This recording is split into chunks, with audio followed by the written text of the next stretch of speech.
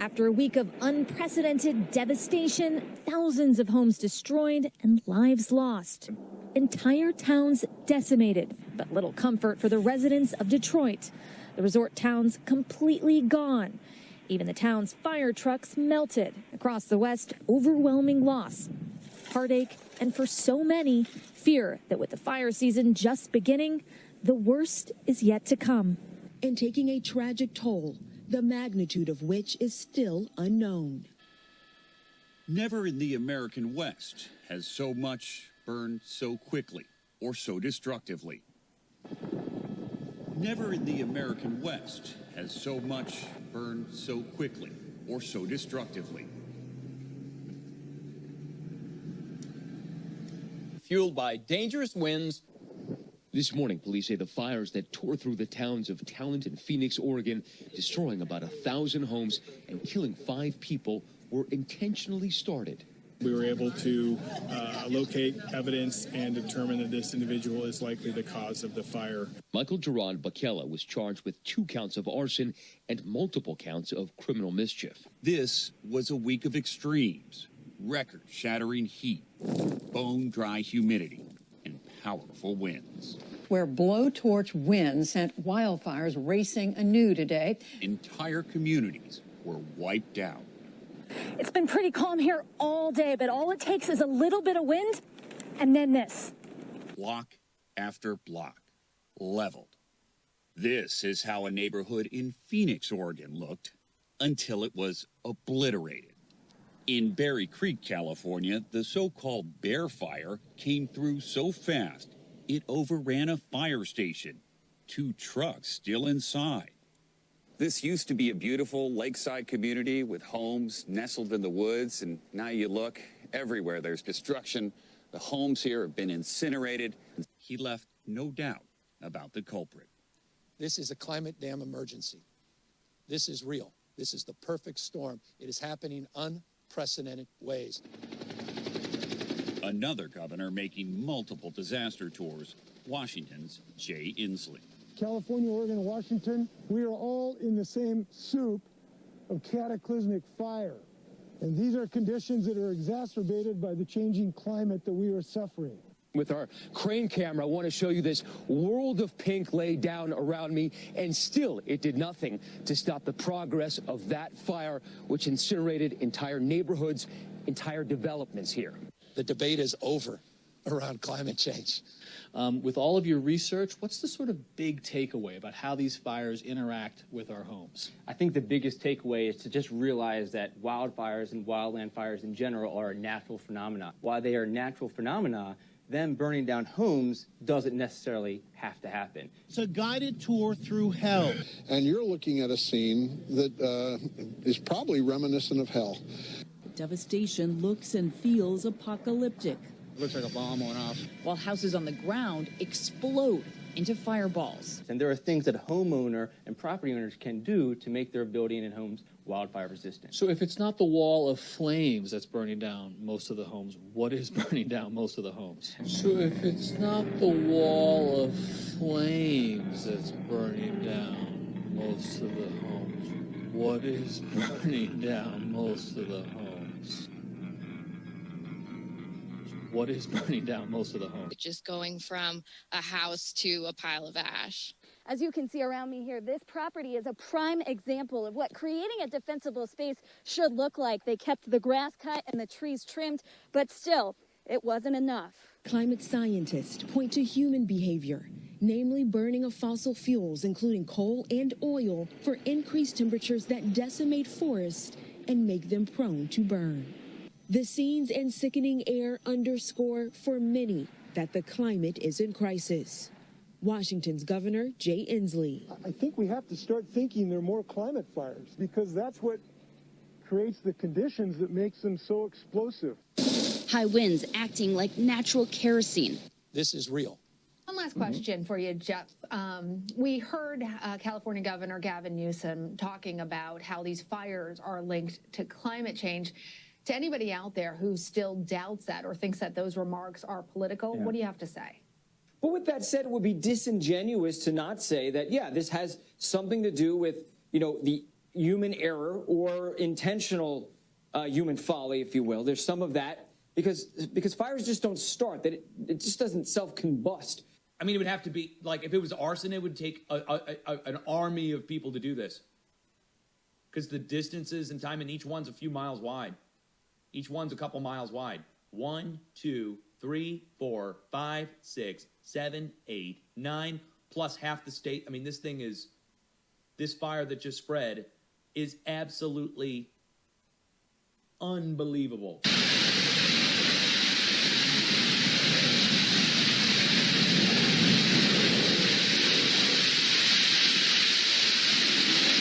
Hey, good morning, Eva. Overnight, sheriffs announced they charged a man with 2 counts of arson for the fires in that Medford area that torched whole towns, 1,000 homes incinerated. Several people were killed, and there's still 50 people missing there. And because there was a loss of life there, that man could face murder charges. Oh my God. An apocalyptic drive. Smoldering forests and choking air. Oh my God. This is a journey through Molalla in western Oregon.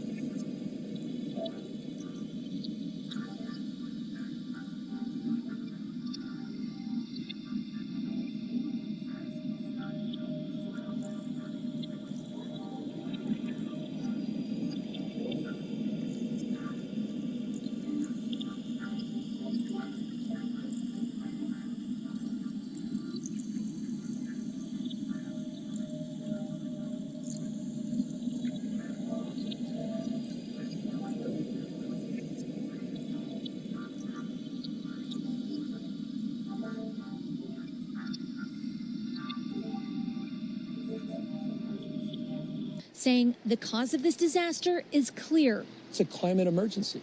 This is what everyone predicted. This is what all of the experts have been saying for decades. That's where this is getting out of control. Those little demon embers. You know, it's pretty remarkable to think of a big ember that has fallen out of the sky in a wildfire, that it can land on an asphalt roof and burn for 2 hours without penetrating the house.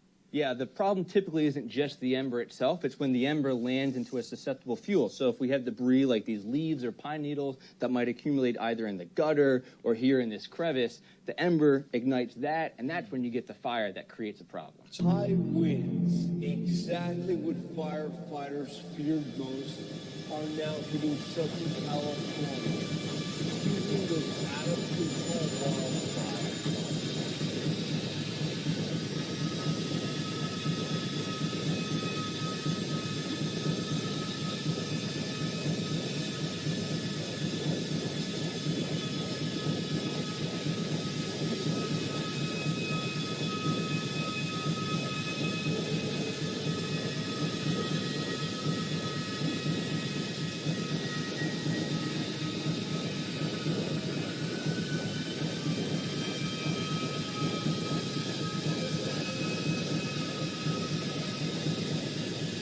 more than 600 structures. Now, it was a hellish scene on Tuesday. An evacuee captured video while driving out of Phoenix on 99 as homes and businesses burned on both sides of the road. This is melted glass. That means the temperature here as this fire was burning was around 3,000 degrees. It's not an intellectual debate. It's not even debatable. We talk about how hot these fires burn. Well, hot enough to pulverize Iraq. They are the result of catastrophically dangerous climatic systems. Climate advocates say all governments must look at what's happening with wildfires and act. I quite literally have no patience for climate change deniers. It simply follows completely inconsistent, that point of view, with the reality on the ground, the facts as we are experiencing. We have the most expensive lawyers in the world that will argue it out in exquisite detail. So I'm not gonna add to it.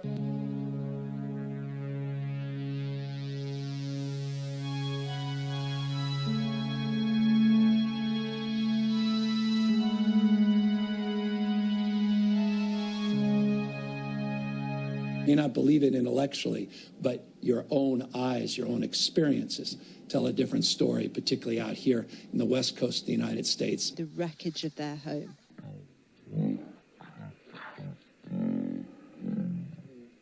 Talk about this as a wildfire. I think we have to start thinking they're more climate fires. They're climate fires because that's what creates the conditions that makes them so explosive. Everything in its path gone.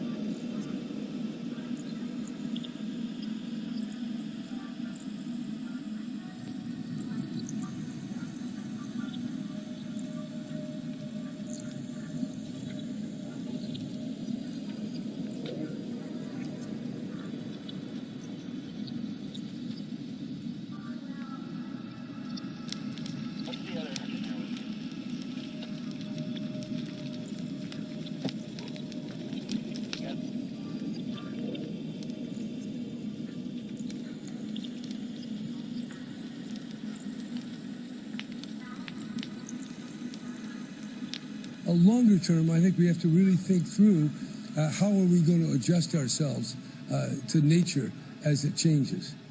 We can't expect nature to adjust to our needs. Governor, you talked about adjusting things. Given the fact we lost a couple hundred homes here, is it time perhaps for the state or for the counties to start implementing new standards for building codes for homes that are in the mountain brush zones or in the brush interface, so that when fires come sweeping in, they don't get under the eaves, hit the attics, and the house is turned for 30 seconds. So that when fires come sweeping in, they don't get under the eaves, hit the attics, and the house is turned for 30 seconds. Well, I think we ought to have a lot of information to every homeowner and potential homeowner on the best way to build or remodel. Secondly, yes, we need good building standards. I would just caution, though, I have in my office in Sacramento a box containing the current building code, and it's gotten bigger and bigger since the first time I was governor. But when you say more building standards, I always want to say, let's do this very carefully. But remember, this is a global problem. We're talking about the entire planet and the atmospheric chemistry and its composition. And we're trying to do everything possible to make the atmosphere not absorb all these heat-trapping gases. So we have to do what we can, and that's one of the reasons why I've taken an international role here to join with other states and provinces to cut their greenhouse gases. The debate is over around climate change. We have the most expensive lawyers in the world. This is real. And you can see there's not much left, a lot of flames still going, and some blue flames that you see there, meaning that the gas is still on. I'm going to ask my photographer, Joe Ruiz, to come with me. Most destructive and deadliest fire in state history has turned the town of Paradise into a living nightmare. Bone-dry conditions and unrelenting winds. So if it's not the wall of flames that's burning down most of the homes, what is burning down most of the homes?